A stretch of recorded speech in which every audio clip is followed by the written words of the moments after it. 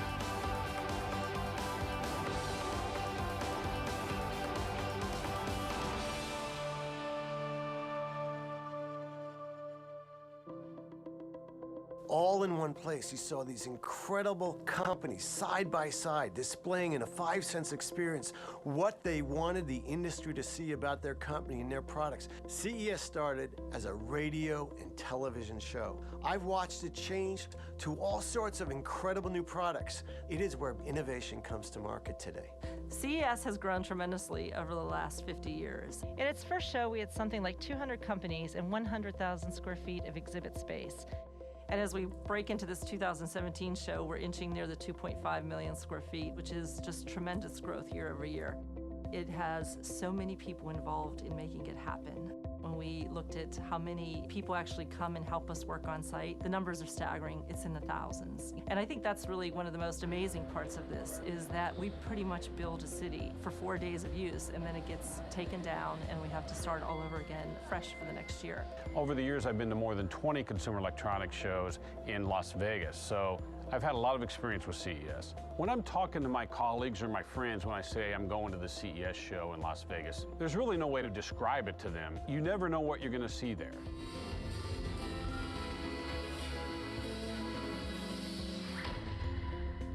This is like a trade show, a circus, a kid in a candy store experience, all these things rolled into one, and then you're probably going to get surprised by something else along the way. This is where I get to get it all.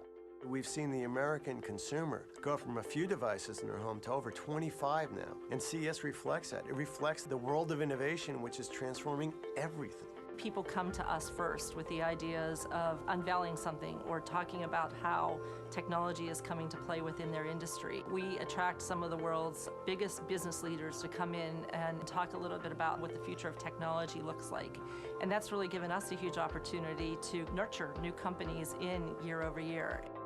CES not only makes room for the big companies like Samsung, Sony, but it also makes room for startups, and that's driving a lot of the economy now. So they have an entire area just devoted to startups, and whether it's software, devices, wearables, healthcare, they make room for that, and that's what helps this show grow and remain relevant. As a first comer, I don't think you can ever be ready for something like this. There's so many eyes looking at you. There's so many potential partners, potential clients. So CES can become a game changer in a day. From the feedback we got, from the contacts we made, CES made our project into a company. You're also getting the relationships of people, which are still so important to everything we do. And you could do it all in one place in 4 days, and that's why people come from around the world, and they get relationships that last forever out of CES. I think a lot of the reasons why this show continues because people want that tactile experience. They want to see it, they want to touch it, they want to feel it. It's that moment where you just see that whoa come out of their face. And I think that's some of the magic of CES, is the fact that there's always going to be something there that just blows your mind. We believe passionately about the power of innovation to change the world, and it is our mission to make sure that everyone can come to one place who's connected with innovation and have them see where the future is going. We've had the opportunity to grow CES for 50 years, but when I think about the show 50 years from now, what do I think about? They'll be looking at how they solve the next world's problems. And I think that that's some of the magic that we put in building CES to get us to these 50 years, and I hope that it's something that will continue for the next 50 years.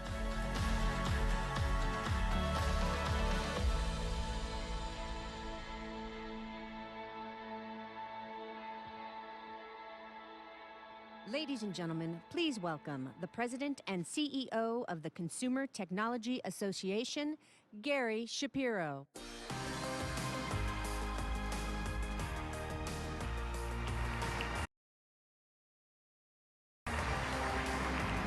Good evening, and welcome.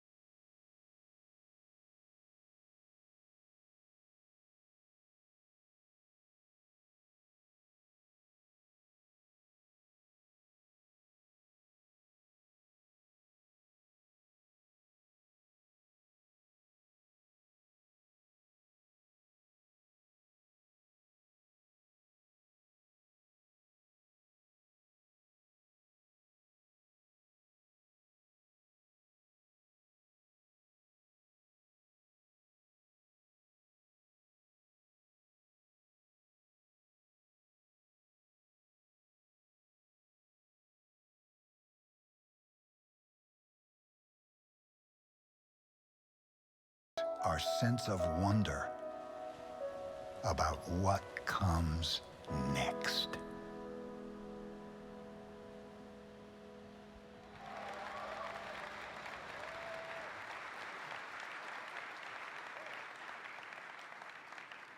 We are going through, unquestionably, the most exciting times in the computer industry that all of us have ever witnessed.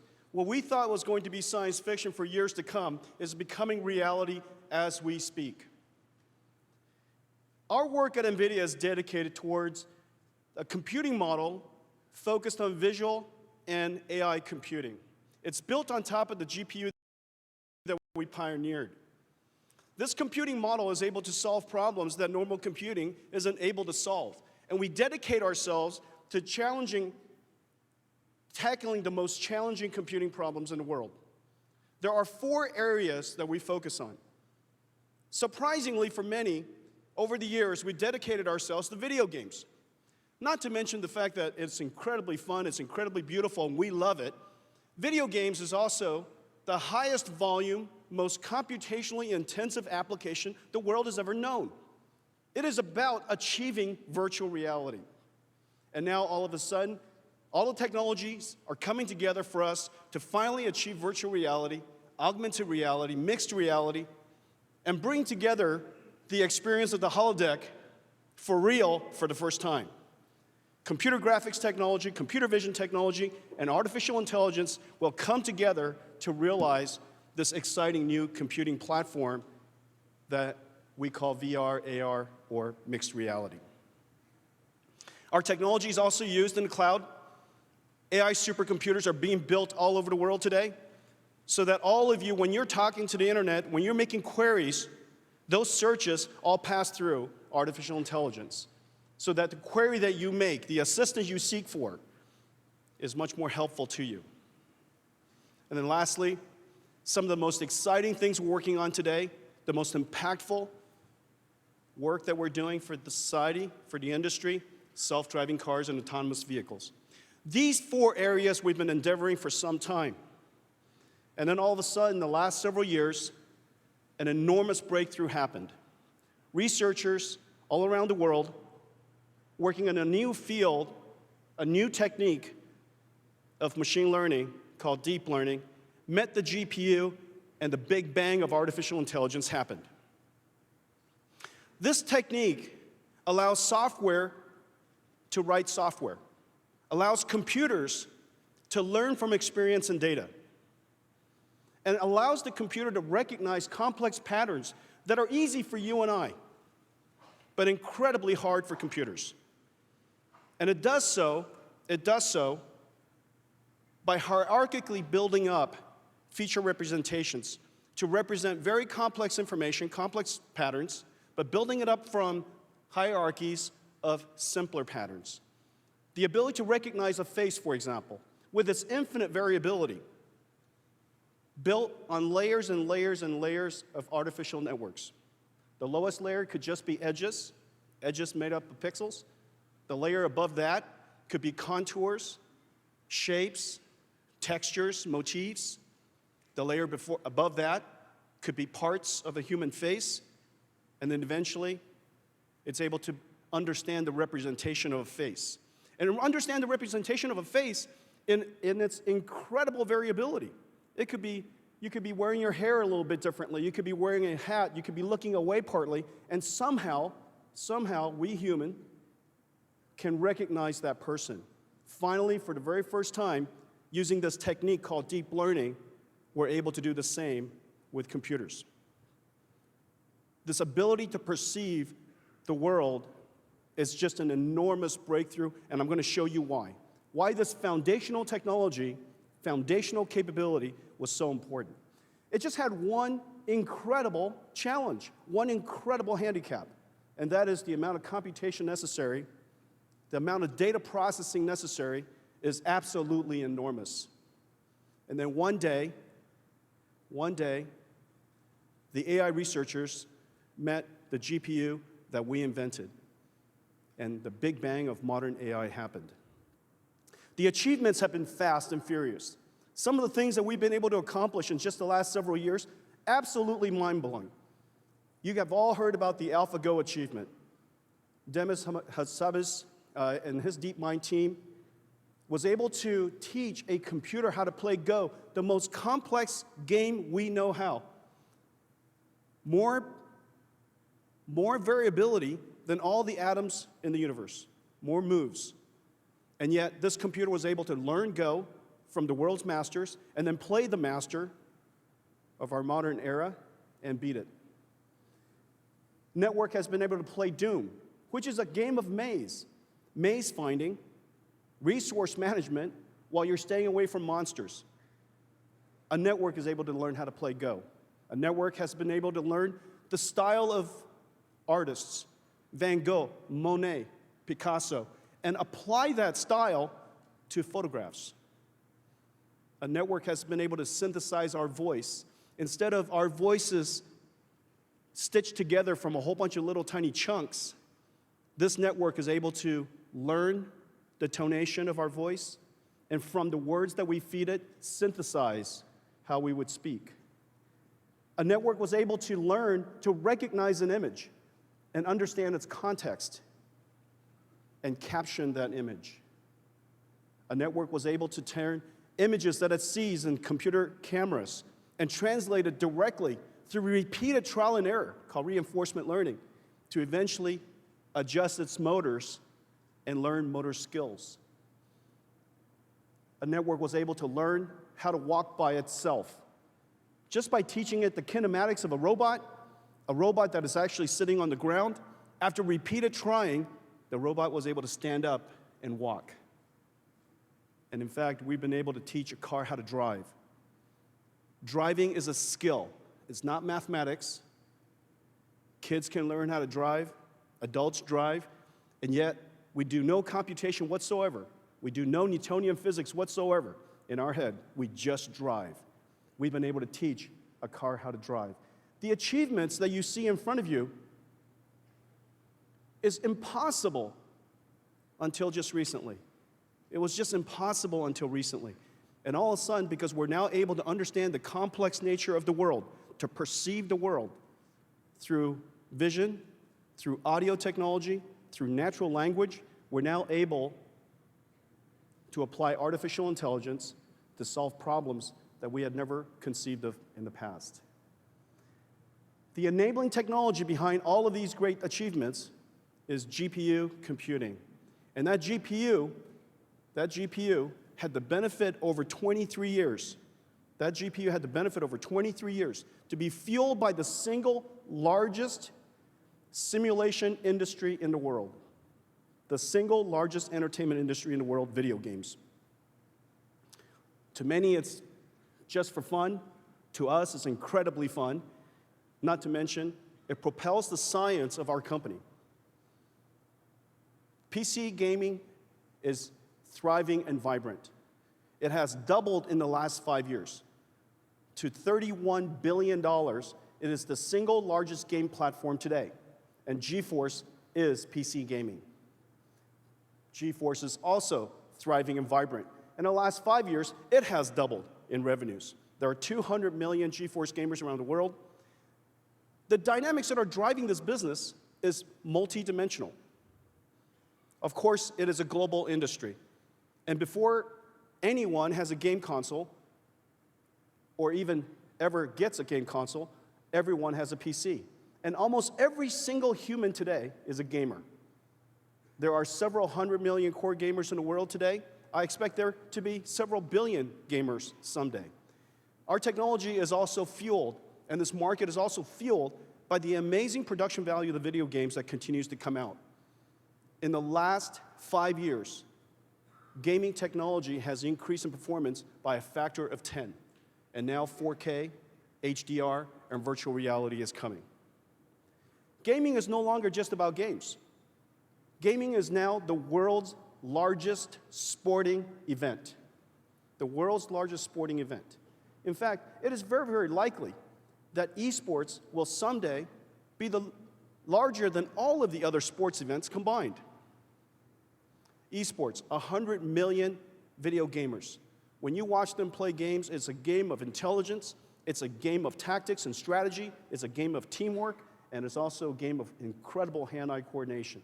The training is intense. The number of people who enjoy it, 325 million spectators for esports, are now part of this very young sport. Not only is gaming a game, a sport, it is also now social. There are more people than ever that watch video games, watch other people play video games. 600 million video gamer viewers. 2 trillion minutes have been watched in just the last several years. This is now a $5 billion advertising industry, one of the fastest growing areas of internet video that we know. PC gaming is thriving, GeForce is thriving, and all of that is propelling the incredible R&D budget that we're able to support. Today we're announcing, the first announcement is to connect GeForce, the #1 gaming platform in the world, to the #1 social platform in the world. And I'm going to show you what that means in just a second. But basically, GeForce has a software platform above it that's connected to tens of millions of gamers. And this software platform today is able to allow you to capture pictures, capture a video, capture a VR picture, so your video game could be shared with other people who want to spectate and watch it in VR, and you could also live broadcast. Our platform, the GeForce platform with GeForce Experience, is connected to all of these social networks. And today we're going to connect it directly with just 2 clicks to Facebook. There are already millions of people who are watching us stream this on Facebook, and they've been told that there's something really, really amazing that's going to be revealed. And to help us celebrate this incredible connection, we're going to share with the world never-before-seen footage of one of the most anticipated video games of 2017, Mass Effect Andromeda. Let's welcome Aaron Flynn to the stage.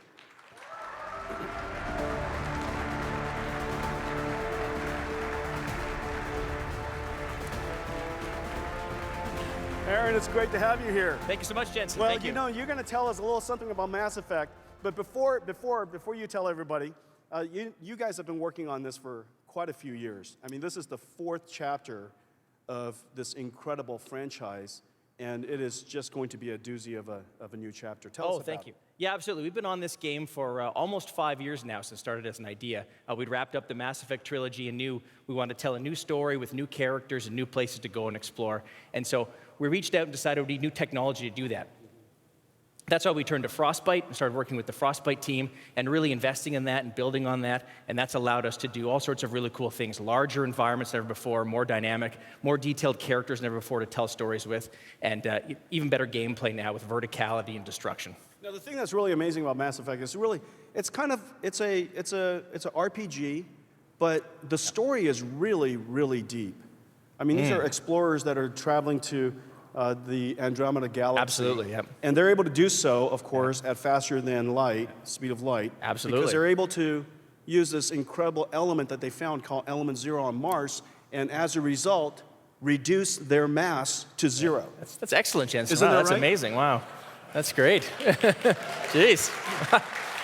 And you and I both know that unless your mass is 0, you have no shot of traveling at the speed of light. I've heard that, yes. And therefore, Mass Effect, ladies and gentlemen, Brilliant. Mass Effect.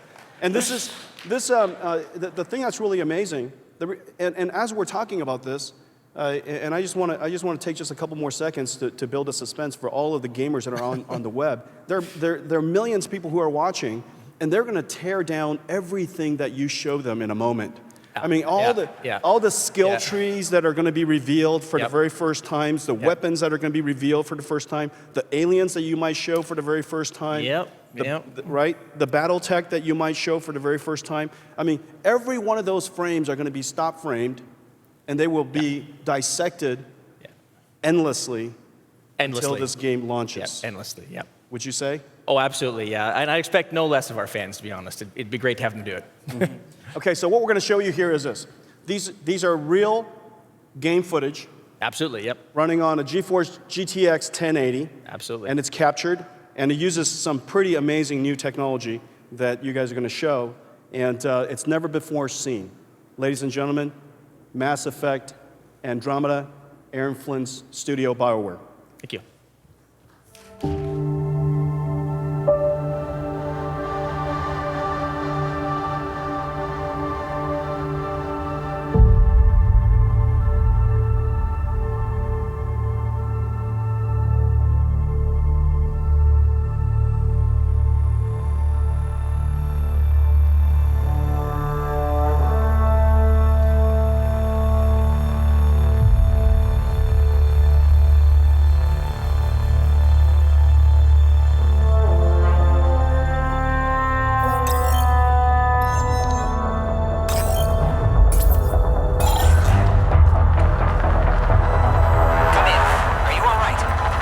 Sam relayed to the Tempest that we're stranded but alive.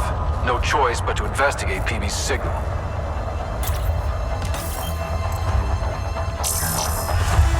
Pathfinder, this console controls the gate.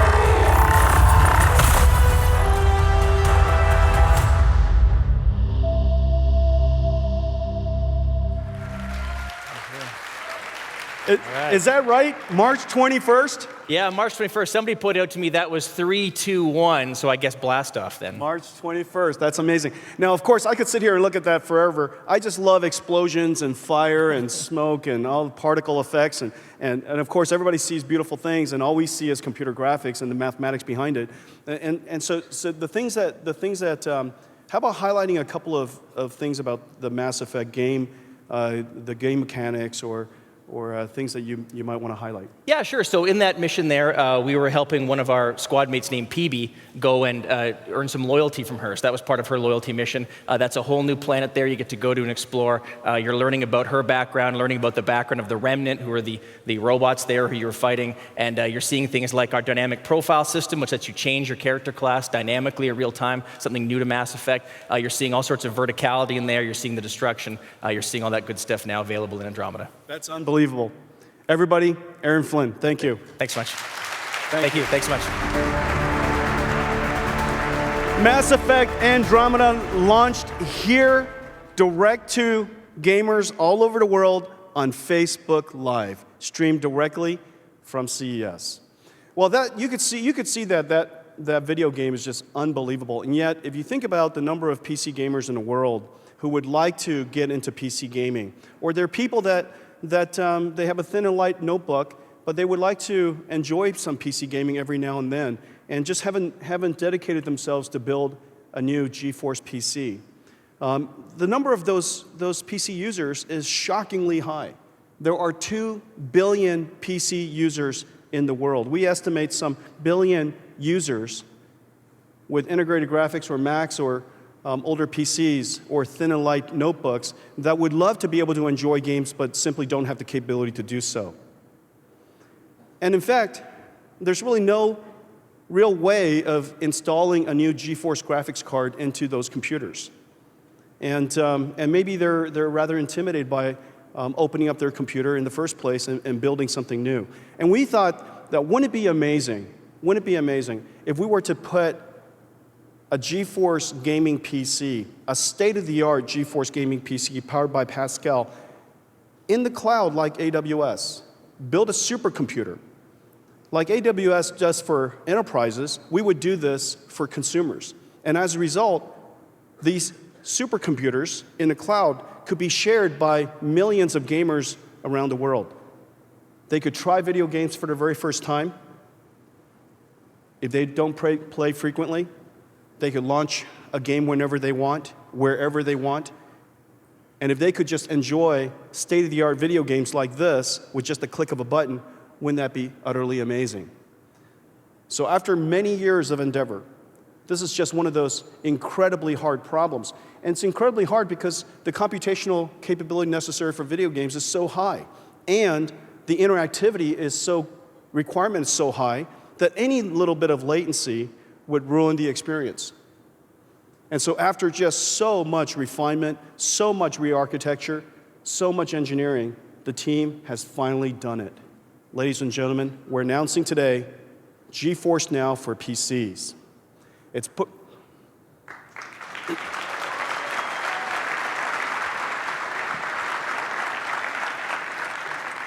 GeForce Now. It turns any of your PCs with the download of a little tiny client into, with a click of a button, into essentially your most powerful gaming PC. And it's all in the cloud, just one click away. Why don't we take a look at it? How do I do it? Okay, so what you're looking at here, two computers in the back. One is based on PC, one is Mac, your usual desktop that you recognize. The thing that you instantly recognize on the PC side is all of the major stores and hubs are now available, and they work perfectly. Steam, with 150 million users, works perfectly. Origin, from Electronic Arts, works perfectly. Uplay, from Ubisoft, works perfectly. Multiplayer works perfectly. All of your stored states, your checkpoints, all of your friends, all work perfectly. Every single game works exactly as it should. All of the software has been updated. And Dave, are you in the back? Yeah. Hi, Jensen. Hey, Dave. Happy New Year, first of all. Hey, Happy New Year to you. So why don't we do this? Why don't we launch Steam? Steam is the single most popular video PC gaming store in the world. And here David's launching Steam on GeForce Now.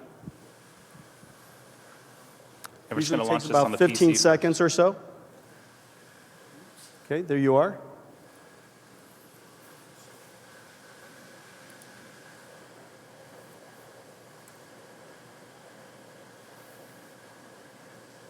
And there you are, just a few seconds and you're into Steam, and all of the games that you've purchased or all of the games that you brought into Steam are all there. It also works on a Mac. So why don't we go over to the Mac? It's just one of the apps on Mac. Double click on that. There it is, Steam on Mac.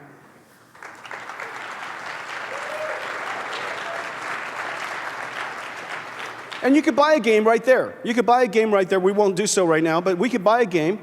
And usually when these video games are so large, they're so large because they have so much content, and it takes hours and hours to download it. But in the case of Steam, in the case of GeForce Now, it only takes about a minute. And so why don't we go ahead and launch a game. Now that it's installed, let's launch it.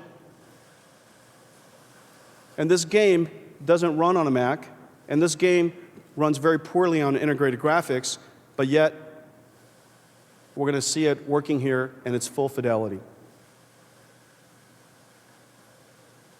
And one of the things that's really cool is that it just works exactly the way you would expect an app to work on a computer. It's completely seamless to you. You pretty much forget that it's even in the cloud. And video games are complicated in the sense that the game is always being patched, there's always digital download content, the drivers need to be enhanced all the time, and we can do that all behind your back, update it all the time. Keep your computer always fresh. And there it is, Tomb Raider, running on GeForce Now, over the cloud, a click away. Video games for the other billion PC users. Okay, thank you.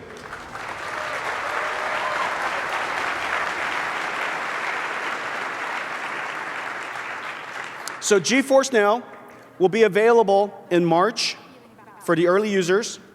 It's coming very, very soon. We're putting the final touches in there. And it'll be available for $25 for 20 hours of play. It's basically a GeForce gaming PC on demand. GeForce gaming PC on demand. There will be several grades of performance that are available to you. The higher performance grades, you'll have fewer hours for each 25 hours of play, for every $25 of credits. Okay, so GeForce Now. Incredible value for somebody who doesn't have the ability to access a gaming PC, somebody who hasn't taken the effort to build a gaming PC, or somebody who just plays infrequently but would love to be able to enjoy a video game from time to time. GeForce Now. Thank you. Why don't we take a look at television now?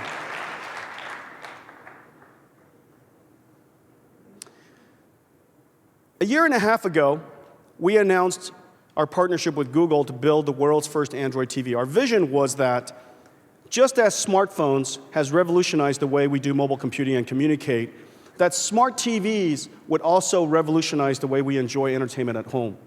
That with a powerful computer connected to a cloud store, able to run applications,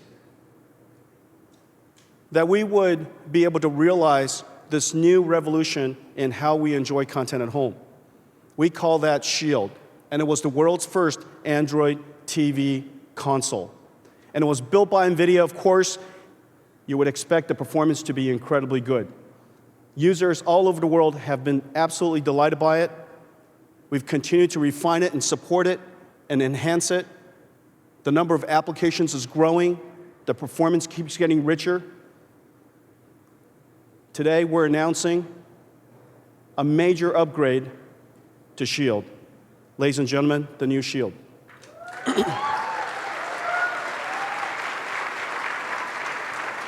The new Shield is amazing on so many different fronts. But the most important thing, the first thing that you get hit by, it's the world's first entertainment platform that is full 4K and HDR. Netflix and Amazon worked closely with our engineers, and we're announcing that Shield will be the first entertainment platform that is able to enjoy Netflix and Amazon's library of content in 4K HDR. We have 4K services from YouTube. We have 4K services from Google Play. We know that there are all tens of millions of PC gamers around the world, and they have GeForce Gaming, and they would like to take that GeForce Gaming PC and connect their Steam service to our television. We worked with Valve, and we're making available for the very first time a Steam app on Android Play, a Steam app on Shield that connects to your PC, and you can enjoy 4K HDR gaming on your TV while it's playing on your PC. And if you would like to have access to even more games, we now have 1,000 games in the Nvidia Shield game store. This is just an incredible amount of content. 4K HDR, you could stream content from your PC through Valve Steam, and you could, of course, enjoy great games on the Nvidia store. 4K HDR.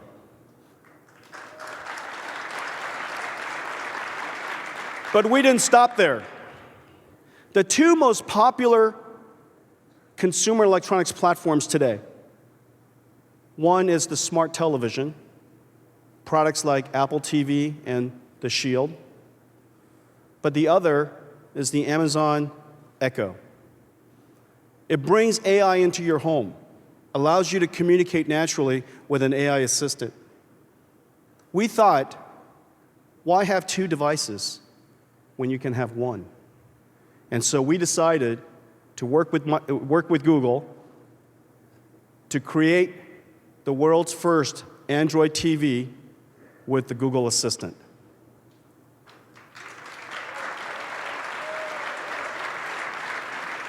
Now your television, which is the largest screen in your house, can be controlled through natural language. You can control your content, you can access your content, seek content, find content, play it, stop it, fast forward it, look for photographs, ask it questions. You could even control your home. But we didn't stop there. We felt that if you had a Google Assistant and you had an AI agent in your home, it seems to me that you would want to have it all over your home. That you shouldn't want to have to lean over to the coffee table and yell commands at it all the time. Wouldn't it be nice if your AI was completely ambient and you're just talking naturally? And there are all kinds of many spots around the house where you could ask your AI agent to help you do things. Maybe call an Uber, maybe make coffee, maybe turn on some music, ask it about the weather.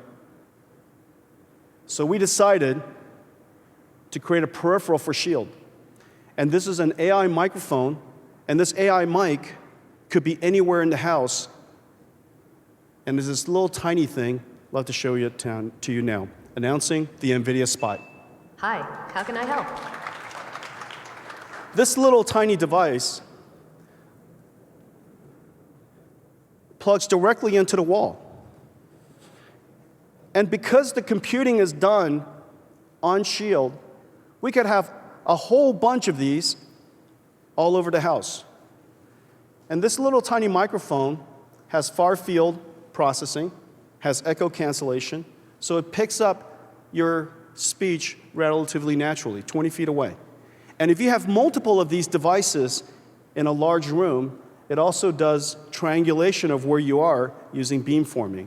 It figures out, based on the different arrival times of your voice, subtle arrival times of your voice, and it's able to triangulate where you are in the room, who's talking, and with beamforming, focus the energy of the beam, of the antennas, to the person who's actually talking. You could have all of these devices all over the house, and they all go through one Shield over Wi-Fi. Incredible, incredible capability. Brand new Nvidia Spot.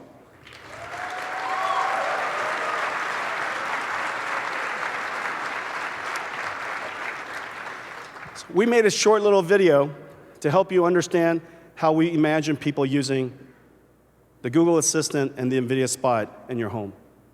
Let's play it.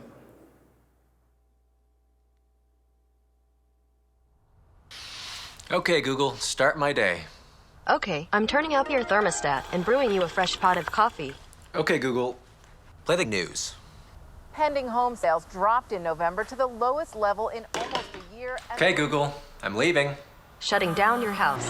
Have a great day.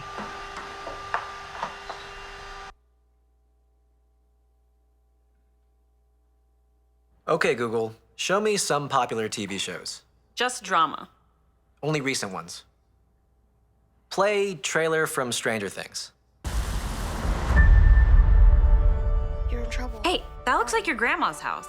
Kind of. Okay, Google, show pictures of Grandma Mary's house. See what I say? Yeah, you're right. Do you want to watch Yeah, let's watch. it? Okay, Google, play Stranger Things on Netflix. What do you guys think?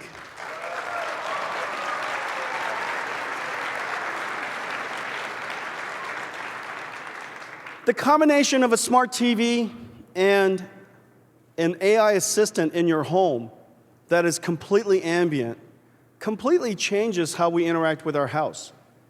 I think in the future, our AI, our house is going to become an AI. And increasingly, the vision of Jarvis is going to be realized. And whereas Mark Zuckerberg at Facebook has incredible programming skills, and he could take his year to build Jarvis for his home, I've decided that we should build it for all of you. And so today with Shield, with the new Shield, with the Nvidia Spot, the Google Assistant, and the integration with the SmartThings Hub that connects to hundreds of consumer electronics devices, smart plugs, coffee makers, garage doors, locks, thermostats, smart cameras. we can now integrate all of those consumer electronics devices and all of the exciting ones that will be announced this year into the Shield experience, and all controlled by Google Assistant. So ladies and gentlemen, the brand new Shield for $199.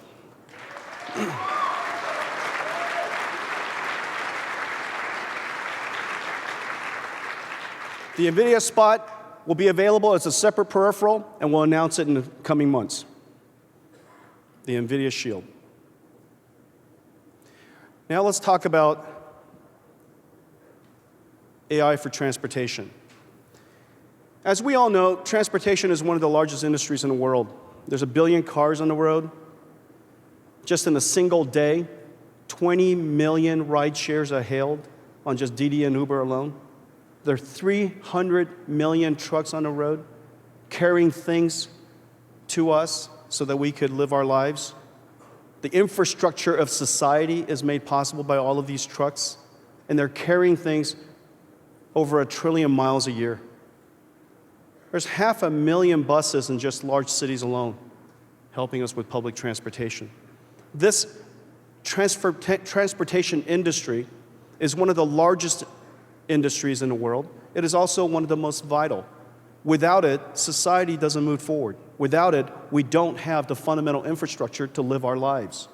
Everything we enjoy, everything we own, everything we eat and nourish our families with, all as a result of transportation.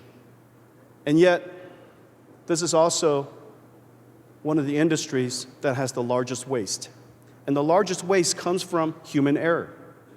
The fact of the matter is, these massive machines shouldn't be operated by humans, or they should be operated by humans with quite a substantial amount of assistance. The amount of waste that comes from accidents, whether it's damages or loss of lives, emergency room visits, insurance, measures in hundreds of billions of dollars a year. Over the course of a decade or two, the waste and the human suffering that comes from it is enormous. There's other forms of waste as well. Most of the cars that we enjoy are mostly parked. By and large, everywhere we look, there are parked cars. There are parked cars in beaches and parks. There are parked cars in cities. There are parked cars on campuses. By the way, this is the Nvidia campus. There are parked cars all over the streets, littered everywhere. Wouldn't it be amazing if we also reduced that waste? And how could we change the face of our community? How can we reinvent our lives? The amount of waste that we could help contribute to reduction, if we could somehow bring to bear autonomous vehicles, what is otherwise known as self-driving cars, would be absolutely amazing. This is the reason why we've decided almost a decade ago to start working on autonomous vehicles and to start developing the technology necessary for someday for your car to become essentially your most personal robot. And it is so intelligent that it's able to perform its function, enhance your mobility, keep people safe, while, of course, do it intelligently and keep people out of harm's way. The technology necessary to do so is incredibly hard until just very recently. GPU deep learning has made it possible for us to finally imagine realizing this vision in the next year. We can realize this vision right now. Now, when you think about self-driving cars, at some level, it's relatively easy. It's easy because we all do it. It's so easy that we can't even explain it. How do you explain to somebody on a sheet of paper that has never driven a car how to drive a car? Well, the reason for that is because intelligence that we've come very naturally with is incredibly hard for computers. And as I mentioned earlier, deep learning has made it possible for us to finally crack that nut. That with deep learning, we can now perceive the world, not just sense the world. Sensation is seeing, hearing, touching, those are senses. Perception is accumulating all of those senses and building a mental model of what it is that you're perceiving. We can now finally, with deep learning, perceive our environment surrounding the car.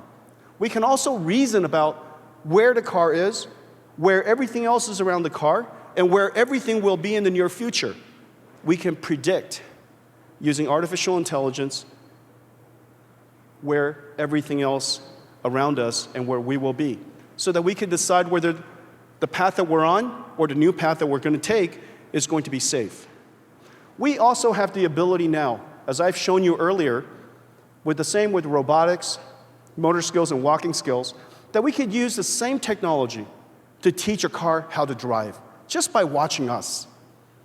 By watching us, observing us, learning from us, a car could literally learn how to drive. That, supported by HD maps, which are maps in the cloud.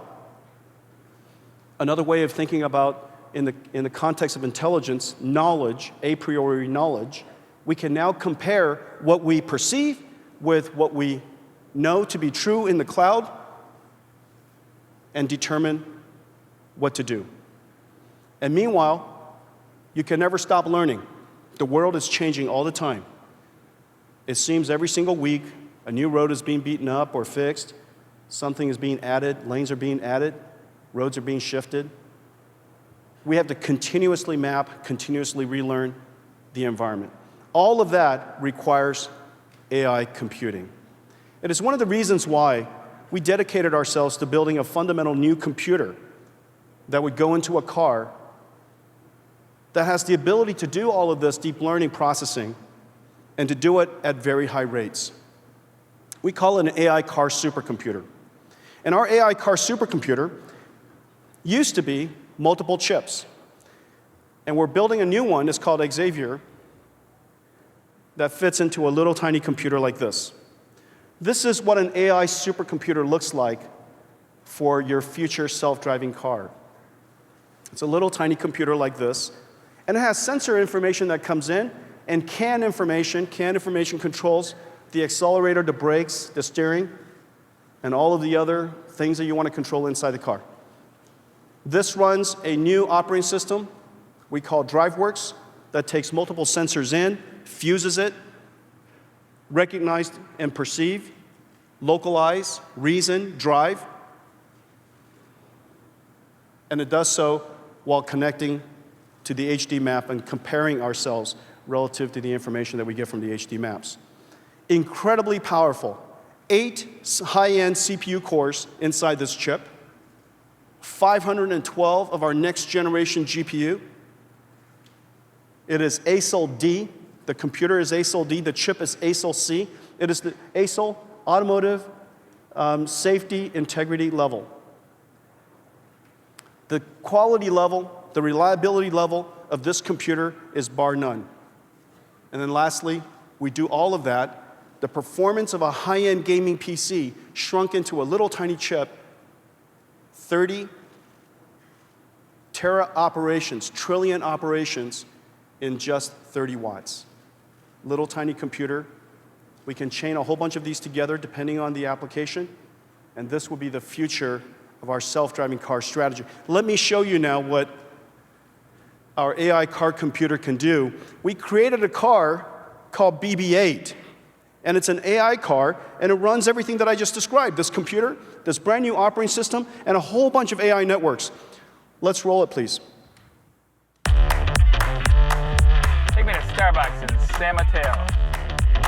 I wanna live like it's Mardi Gras with a phone call and an entourage. Don't need the R&R to regular life. I say au revoir. Hey, living life in the fast lane. May your pain only be champagne. So please come join me. One thing, good vibes only. I just cash my check. I ain't paying rent. I just quit my job. Go to mall, get lost. Don't care who you are. Don't care where you're from. We all got one thing in common. We just wanna have fun. Hey.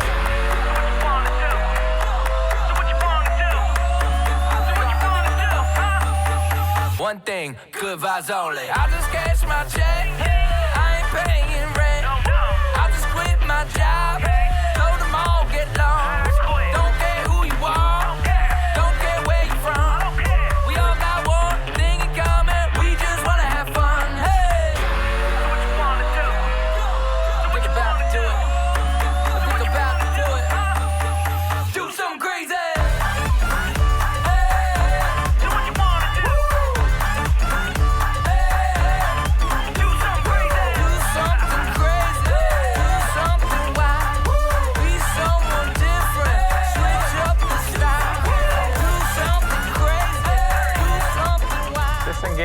co-pilot.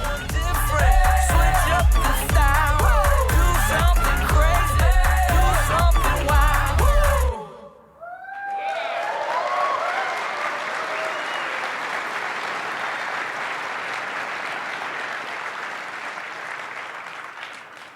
BB-8's running in the East Coast, is running in the West Coast, and it's just incredibly fun watching BB-8 zipping around. Incredible. Whoop, whoop. So the Nvidia BB-8 AI car. So our vision is that these cars running all of the AI networks that I just described, connected to HD clouds, should be able to drive from address to address in a very large part of the world. However, there are always places where the confidence of the AI, the confidence of the car, is not high enough to drive by itself. But because it knows where it's going to go, it knows the path. It could determine its confidence level in different parts of the path. And it could tell you which part you should drive yourself or it has low confidence in supporting. We believe that the car is going to be an AI car for driving, but we believe the car itself should also be an AI co-pilot. So ladies and gentlemen, today we're announcing a new capability on the Nvidia AI car computer. It's called the AI co-pilot, and it basically works like this. Remember, the car has sensors all around it. It's got cameras, it's got radars, it's got lidar, so it has surround perception. The car also has cameras and speakers inside the car. And so it has internal car perception. It is aware of its surroundings. It's aware of the state of the driver. It's aware of the state of the passenger. And just as the NVIDIA Spot gives you an array of speakers and microphones, there's an array of speakers and microphones inside a car.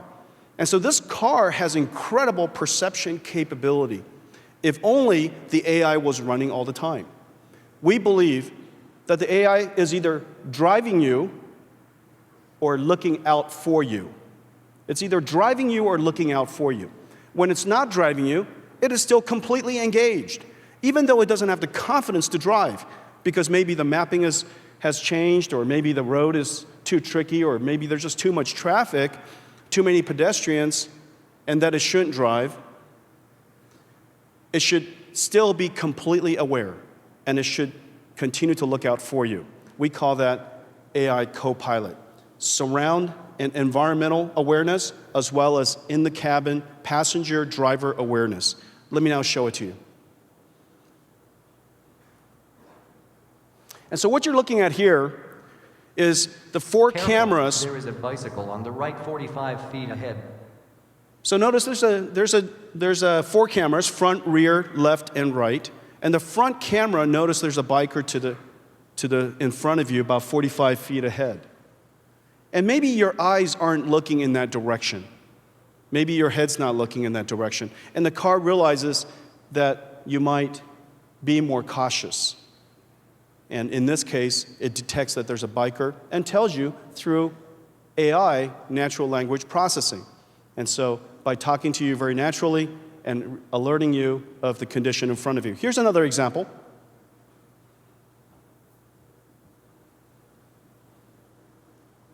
Careful, there is a motorcycle approaching the center lane.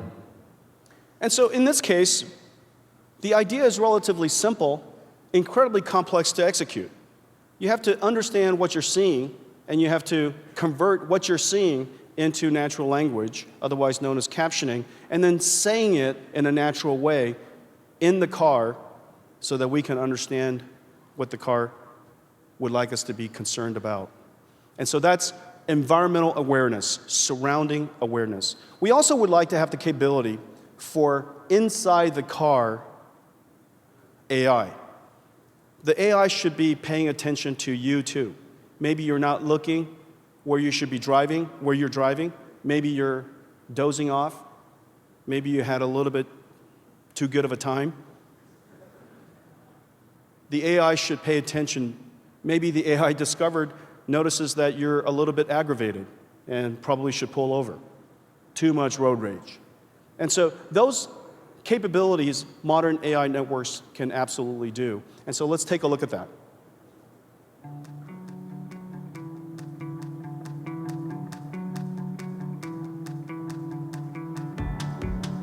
Okay.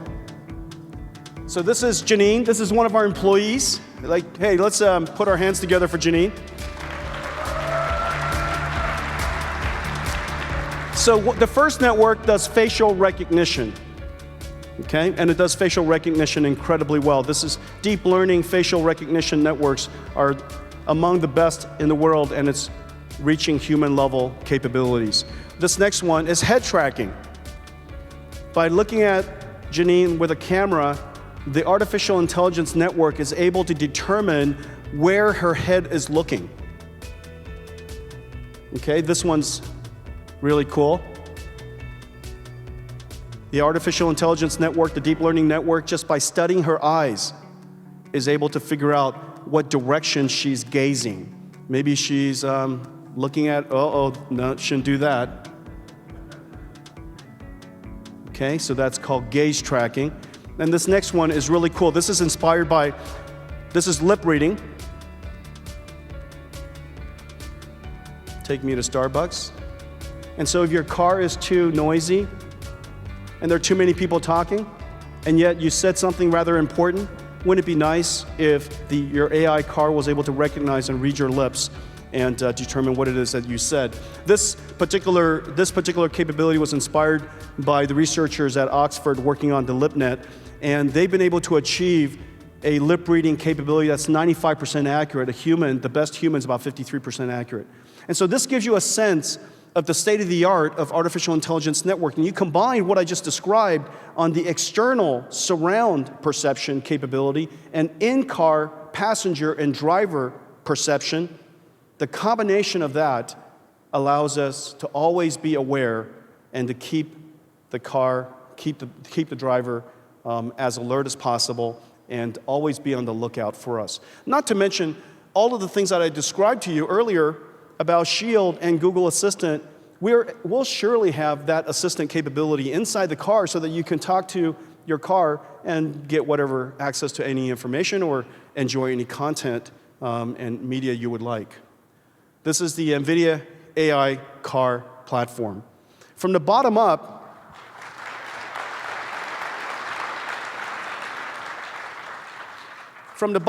starting from the bottom, this is the Drive PX computer. And on top of it is the DriveWorks operating system. These two things are probably the most complex computer that we have ever built, and we built some of the most complex computers the world's ever known. The amount of data that's coming into this computer, the richness of the artificial intelligence networks and algorithms that we have to run, and the performance by which we have to run it, because time in the case of a fast driving car is reaction time. And reaction time is safety. And so it is vital that we do this very, very quickly. On top of that are all of these artificial intelligence networks that I talked about. There's the autopilot AIs. Perception of the world, reasoning about where you are, reasoning about where everybody else is, driving the car, continuously mapping the car, and exchanging that information with the HD maps in the cloud. Make sure that all the data is coherent and things are changed if necessary. The co-pilot deep neural net, so that there's an AI that's watching out for you all the time.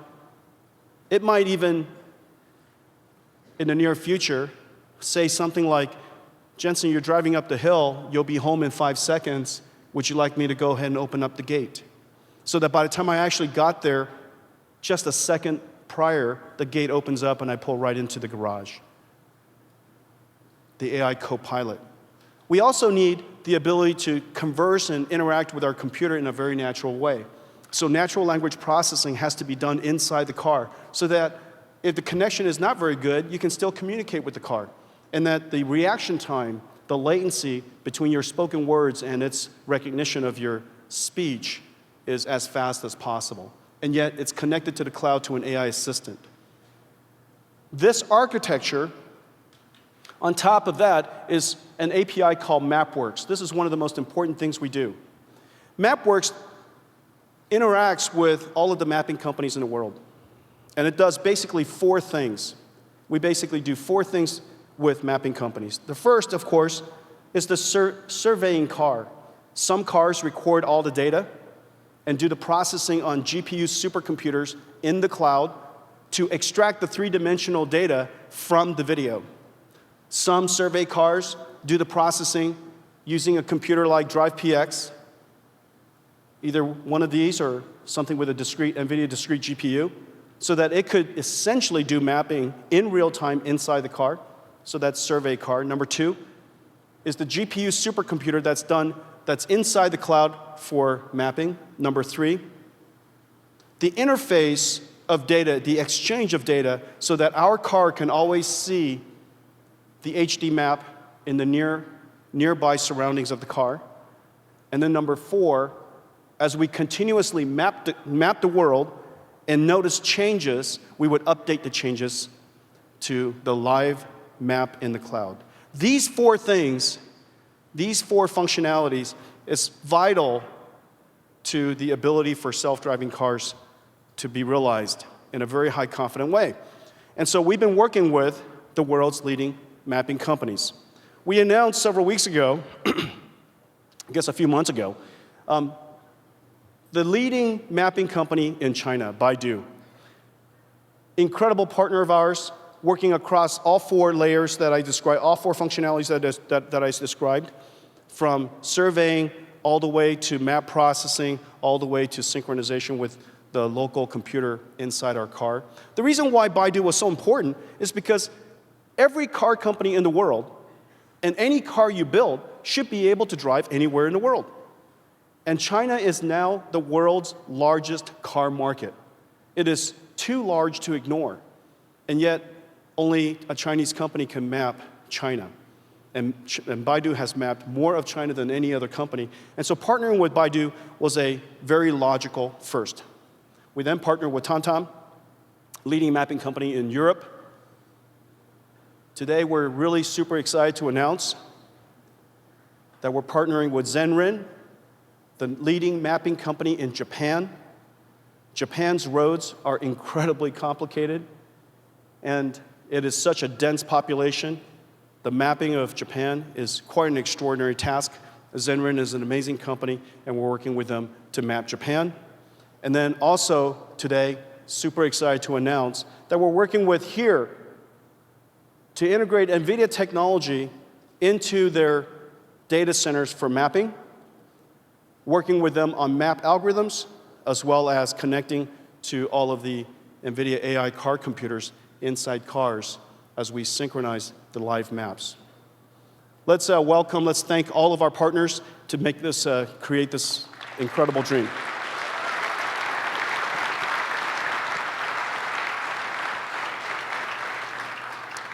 Well, building this ecosystem, building this computer is a gigantic effort. As I mentioned, this is the most complex computing problem that we've ever tackled. This is high-performance computing done in real time.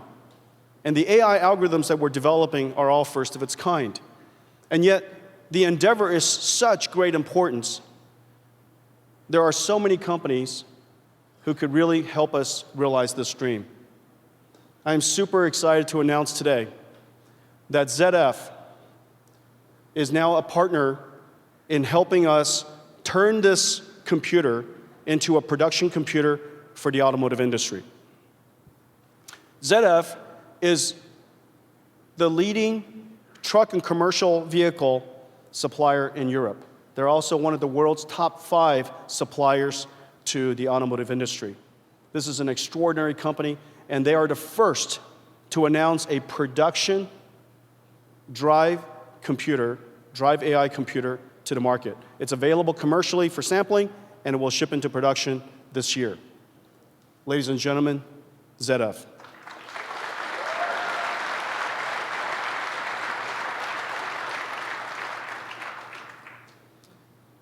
I have another partner I'd like to announce. There are a lot of cars, as we mentioned. 1 billion on the road, 100 million sold each year, several hundred million trucks. It's going to take an enormous amount of engineering to transform the entire automotive industry into an autonomous industry. And so today, we're announcing that the number 1 automotive technology supplier to the automotive industry, Bosch is going to adopt the Nvidia Drive computer.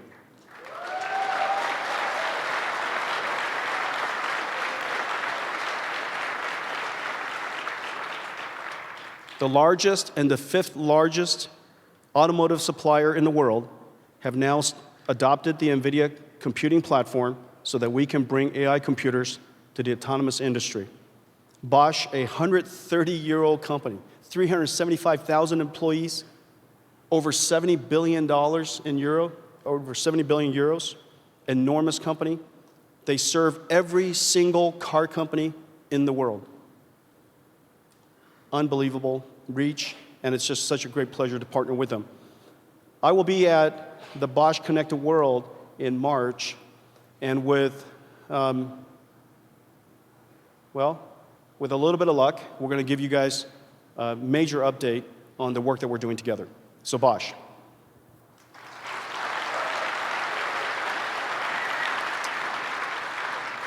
Well, I just have one more announcement.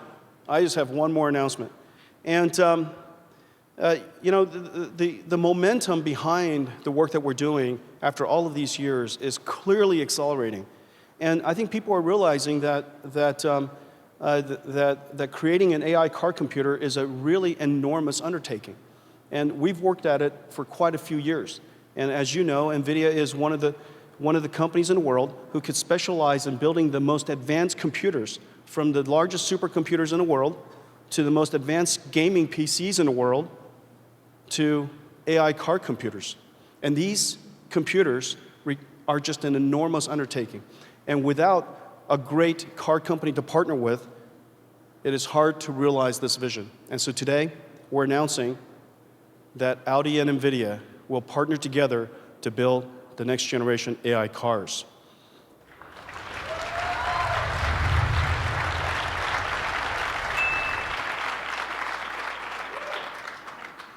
Audi and Nvidia building an AI car, the world's most advanced autonomous vehicles, powered by Nvidia's AI car computer. We'll have cars on the road by 2020. Let's welcome Scott Keogh, the president of Audi America, to celebrate this moment with us.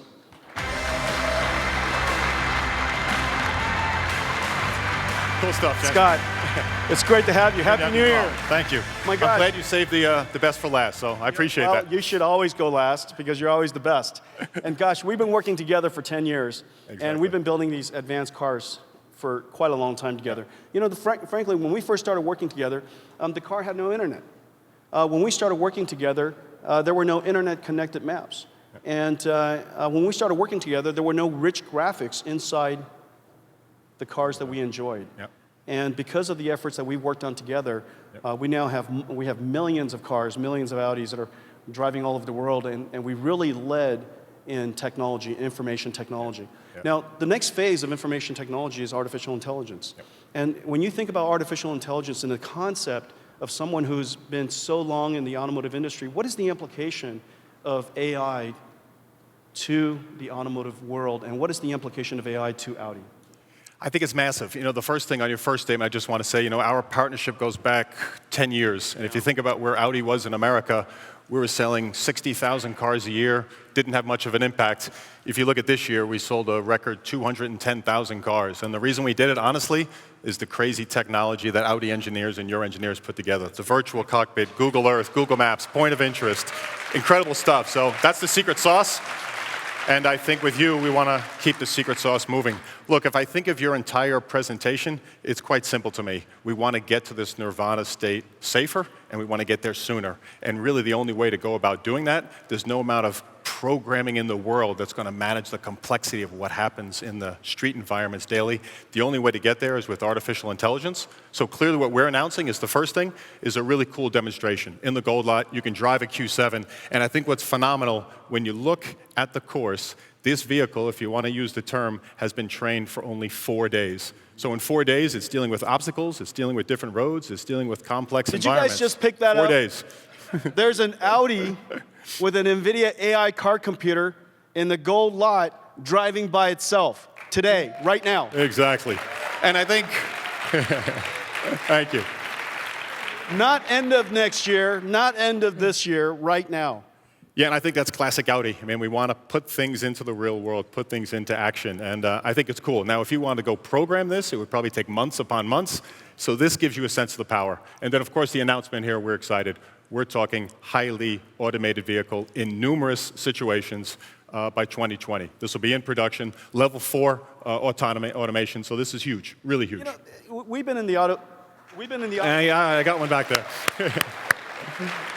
We've been working together for 10 years, and we've been in the automotive industry a long time, and obviously we're both car buffs, and we love car technology.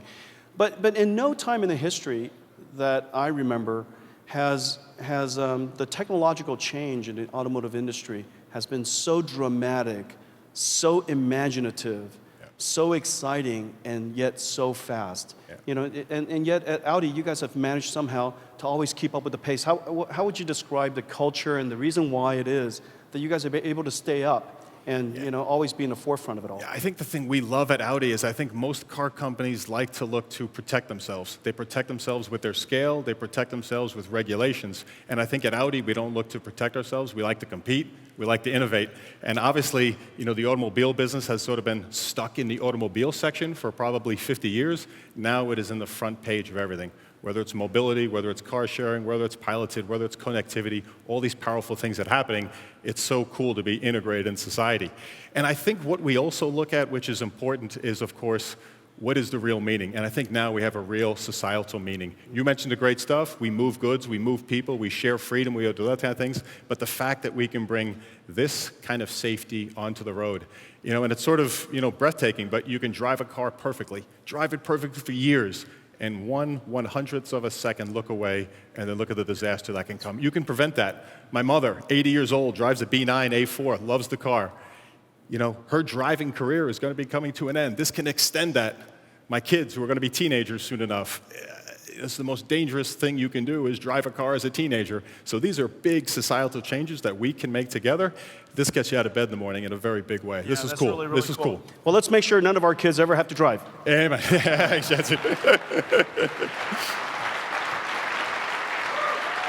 Scott Keogh, President of Audi America, incredible partner.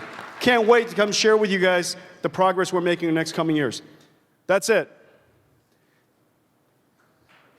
Oh, come on. That's it. No more announcements. No more announcements. Well, you know, hey guys, this is the largest electronics show in the world. 200,000 attendees. It is so fun. It is so fun to be in the middle of the technology industry today. It is so fun to be in the middle of the computer industry, and it's just incredibly thrilling to be in the middle of the automotive industry. Because of artificial intelligence, the technology that is going to really reshape how we all enjoy technology in the coming years, we're able to now realize the dreams that we've been dreaming about for so many years. What used to be science fiction is going to be reality in the coming years. Today, I had the privilege of sharing with you a few announcements of the things that we've been working on. We want to bring video games to 1 billion people who currently just simply don't have the computers necessary to enjoy the type of video games that you see from Aaron Flynn and Mass Effect Studio. We want to be able to turn your home into an AI. We believe that your home will engage you, and you will engage your home in natural, simple ways. And it will arrange your life, help you, find content for you, connect you with people, and just make your life better. And, of course, we would like to turn your car into an AI. That by applying this technology, we could revolutionize the automobile and bring joy and delight and the safety to millions and millions of people in the future. Thank you very much. Have a great CES.